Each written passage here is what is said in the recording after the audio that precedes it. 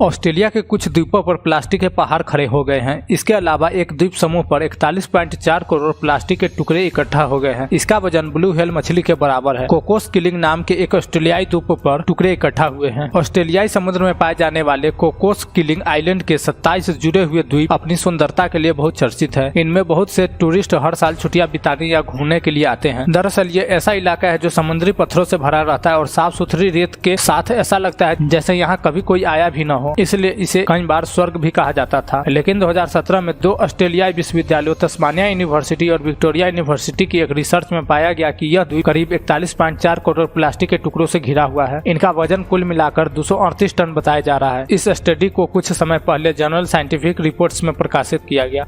Report में बताया गया कि 1990 के बाद यहाँ पर प्लास्टिक, खासकर एक बार प्रयोग हुए प्लास्टिक का प्रयोग यहाँ पर बहुत बढ़ गया। इस बात का दावा इस स्टडी के प्रमुख लेखिका तस्मानिया यूनिवर्सिटी के institute for marine and Arctic studies department की रिसर्च साइंटिस्ट जेनिफर लेवर्स ने किया। उनका कहना है कि इस प्लास्टिक को कहीं न कहीं जाना ही है और दुर्भाग्यपूर्ण यह है कि ज्यादातर प्लास्टिक ऐसे देशों में बहकर जा रहा है जहाँ इस कूड़े से निपटने का इंतजाम नहीं है। वे लिखती है, इसके अलावा यह नदियों और समुद्रों में भी जमा हो रहा है। स्टडी के अनुसार मछलियाँ, पक्षी और समुद्री जानवर प्लास्टिक की सोडा की बोतलों में फंस जाते हैं, प्लास्टिक के जालों में फंस रहे हैं। इसके अलावा प्लास्टिक के ये छोटे छोटे कण वे निगल भी ले रहे हैं, जिसके चलते उनकी मौत हो जा रही है। समुद्र में प्लास्टिक की समस्या बहुत खतरनाक हो चुकी है। इस स्टडी में कहा गया कि ये केवल समुद्र के इस हिस्से में इतना ज्यादा प्लास्टिक के टुकड़े पाए गए हैं जितने हमारी आकाशगंगा मिल्की वे में तारे नहीं, और ये समुद्री जीवन को बुरी तरह बर्बाद कर रहे हैं। इस स्टडी में यह भी बताया गया कि ऐसा नहीं है कि ये समुद्री जीव गलती से इन प्लास्टिक के टुकड़ों को खा रहे हैं, बल्कि पाया गया कि ये जीव ढूंढ कर इन प्लास्टिक के टुकड़ों को खा रहे हैं। इसका कारण है कि लंबे वक्त तक समुद्र में पड़े रहने के चलते इन प्लास्टिक के टुकड़ों की महक ऐसी हो जाती है कि किसी मछली या समुद्री जीव को इसके टुकड़े भोजन होने का भ्रम हो जाता है और वह उसे भोजन समझकर निगल लेते हैं। इससे भी बुरी बात यह कि इन प्लास्टिक के टुकड़े के इन समुद्री जीवों के अंदर जाने के साथ ही पीसीबी जैसे बुरा केमिकल भी उनके अंदर चले जाते हैं। साथ ही भारी धातुएं भी इन जीवों के अंदर चली जाती है जो प्लास्टिक ने अपनी आसपास के वातावरण से सोख ली है। इस बारे में द जर्नल कम्युनिकेशन बायोलॉजी नाम की पत्रिका में छपी एक दूसरी स्टडी में पाया गया कि यह प्रोक्लोरोकोकस नाम के एक बैक्टीरिया को भी नुकसान पहुंचा रहा है, जिसे धरती पर मौजूद 10% ऑक्सीजन पैदा करने के लिए जिम्मेदार माना जाता है।